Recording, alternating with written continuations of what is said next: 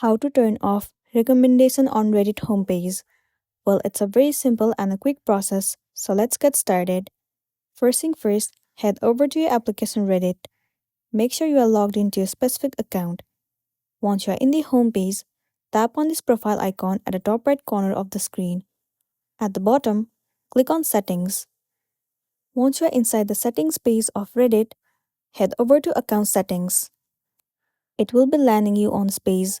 Now scroll all the way down and you will be able to see the option where it says Enable Home Feed Recommendations. Right now, this option is toggled on. In order for you to turn off this option, you simply have to toggle off this button right here.